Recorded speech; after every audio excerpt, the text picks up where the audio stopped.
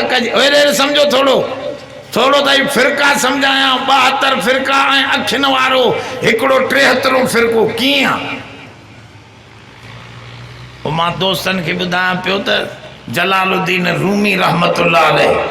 एकड़ो किस्सो लिखियो आ त अंधा वेठा हा मस्जिद में 5 घणा जोर सां अंधन जा जलूस भी निकरदा थे कड़ी कड़ी ता चंदो 5 कान्हू गजी विया खोड़ थवे अंधा वो 5 अंधा वेठा मस्जिद में होश में आयो अलाए बेहोश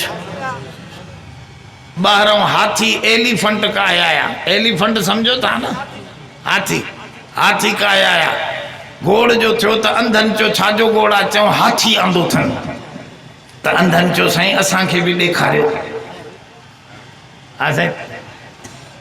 विड़दो त नाए च न साईं हाथी इंसानन सा प्यार कंदो आ विड़दो नाए हलदो तवा दिसंदो च हा साईं अंधो छा सा दिसदो आ अखिन सा अखियों तो अथनी कोन वीचारा दिसदा काथों अखिन सा किए तो चवे अब हथन सा दिसदो हर शय के ठठोले दिसंदो हाथ लाए दिसंदो अंधे हिकड़े के वठी आया हल साईं हाथी तो के देखारियो वठी आया हुन जो लगी वो हथ पुछ में माटे माटे वही रहो चुप करे चे यार मां दिठो हे त सफ़ा खुदा जो कसमा मस्जिद जी बुहारी वांगुर लगे पियो हाँ जी मस्जिद जी बुहारी वांगुर लगे बे के वठी आया उन जो वरी पुठीअ ते हथ लगो चे हे त मौली साहब जे अगों टेबल पया न उन वांगुर लगे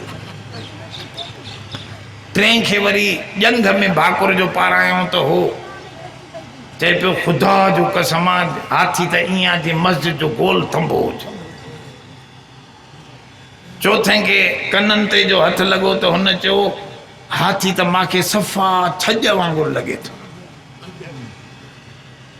वो छज वांगुर कन उन जा हीअं हेठि मथे भी थींदा चवंदा आहिनि पिपल जो पन गॾह जो अलाए छा वो मां नथो चई सघां सम्झे ऐं हाथीअ जो कन बग़ैर हवा जे लुॾंदो हवा न हुजे त बि इहे 3 शयूं पयूं लुॾंदियूं रहनि सम्झो था न तो हाथीअ जो कन बि हेठि मथे हुन जो ॾिठो थिए त छज वांगुरु थो हले बसि हाथी इहो ई आहे अब 5 के वठी आया त 5 के वरी सूंड ते हथ पयो सम्झो था न हुन चयो यार हे त मुंहिंजे रुमाल वांगुरु ईअं लुॾे थो पियो बसि नरम बि उहे थो लॻे वञी वेही रहिया हाथी हलियो अंधनि खां पुछूं हाथी ॾिठो वे चए हा चए ॿुधायो कीअं हाथी त हिकिड़ो थी बीठो चए साईं खुदा जो कसम मां हथ लाए ॾिठो मस्जिद में वेठो आहियां सच थो ॿुधायां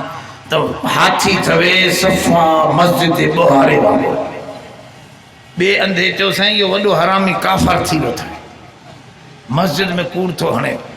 खुदा जो कसम मां हथ लाए ॾिठो ईअं लॻो मूंखे जीअं गोल थंभो हुजे हे कूड़ थो हले 3 चयो साईं इहे 2 वॾा हरामी मुनाफ़िक़ थवे समझे से अब तू बुधा चे साईं हाथी इया जी सफ़ा टेबल हुजे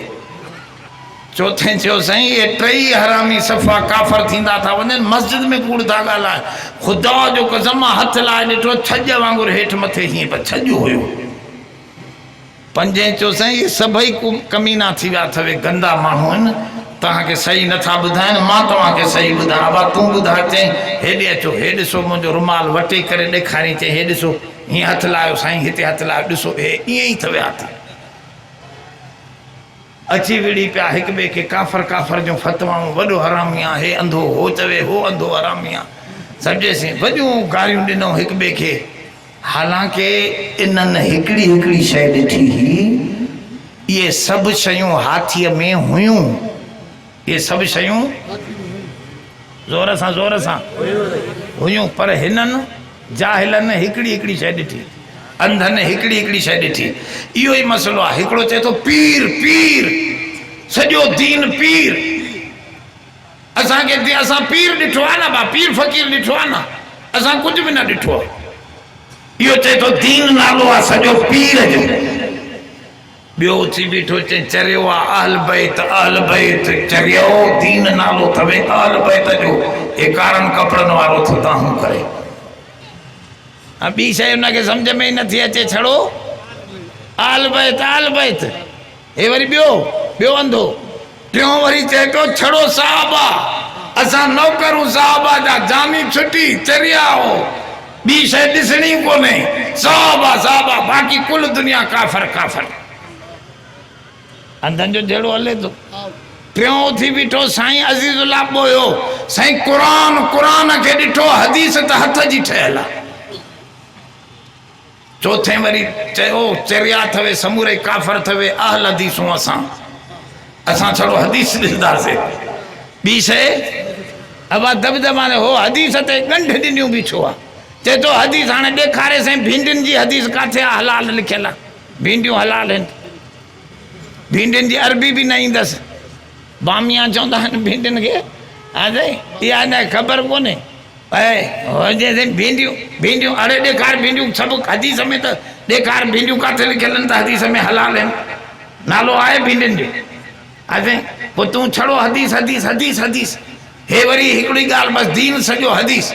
हेॾो वरी ॿियो थियो साईं, दीन नालो त 6 नंबरनि जो, मदरसा खामखा खोलियूं वेठा हो, चरिया हो तबलीग में हलो, जानी छुटी। हे दीन छड़ो तबलीग। हुन मौदूदी आयो, चए दीन नालो सियासत जो आहे, ॿियो कुझु कोन्हे, सियासत सभु कुझु सियासत बुनियादी मरकज़ी शइ आहे। हाणे इनखे छड़ो, इनखे हिकिड़ी शइ नज़री, ये समूरे अंधन जो जहिड़ो थिए। जंग हफ्ता तो 10 मिलत हमारा उज़ुर बने, जो नदीदंद हकीकत रहे अफ़साना ज़दंद। 72 फ़िरक़नि जी जंग अंधन जो जहिड़ो थी। हिकिड़ो फ़िरक़ो थी उलमाए जो बंद, जमियत उलमा इस्लाम जो नज़र वारो, जेको चवे थो सहाबा भी बरहक, अहल बैत भी बरहक, पीर भी बरहक, ये सब दीन जो हिस्सो आहिनि। कुरान भी बरहक, हदीस भी बरहक, और मुंहिंजा सोना सियासत भी बरहक, तबलीग भी बरहक, तदरीस भी बरहक, तकरीर भी बरहक, ये सब शयूं दीन जो हिस्सो आहिनि। ये सब मिलाईंदो त हाथी थो ठहे, पूरो दीन थो ठहे। पूरो दीन ॾिसण वारो जमियत उलमा इस्लाम ऐं उलमाए देवबंद जो नज़रियो थी।